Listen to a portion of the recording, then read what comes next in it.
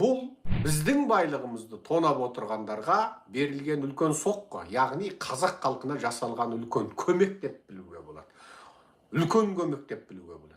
Себебі бұлар ұрылар, олар ұрлап отыр. Енді олардың ұрлайын десе де ұрлайтын жолы кесілді деген сөз. Енді ұрлай алмайды, қымқыра алмайды. Одан түскен табысты олар шетел асырып, үрім бұтағына шөбересіне жететін ақшаны шетелдің есеп шоттарына тығып қойды. Неше түрлі офшорлық компаниялар ашып, олар былықтың бәрін жасап қойды.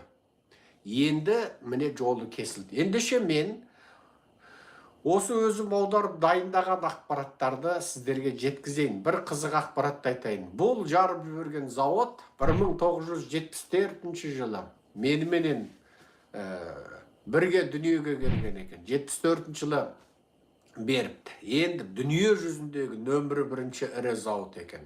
Өндіріс қуаты жағынан.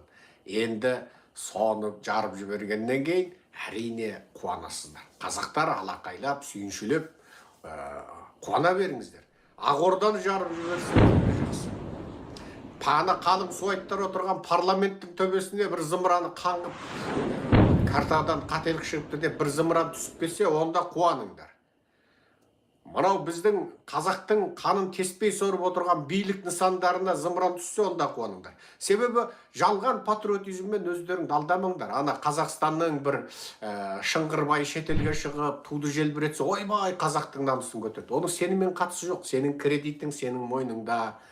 Сенің балаңды педофилдікпенен зорлап жатыр. Сенің ұлыңды армияда өлтіріп жатыр. Сені жер шарында 193 елде жоқ, ең жоғарғы кредитті саған беріп жатыр. Сондықтан ол бір шыңғырбай шығып, көк туды желбіретіп, ойбай, қазақтың абыройын аспандатты десе мақтанбаңдар, оның сенімен грамм қатысы жоқ. Сенімен қатысы жоқ. Ол шыңғырбай келіп алып, сол сені езіп отырған, саған оқты сақылдатып, қаңтарды атып отырған, мына зұлым, әділетсіз жүйені орнатып отырған менен қол ұстасып, аузын жаласып, сонымен бірге Францияға қыдырып, Макронмен кездесіп жүр. Демек, оның сенімен қатысы жоқ. Сондықтан қазақтар мына жерде бір боксер керемет, бойбай туымызды желбіретті десе, ештеңе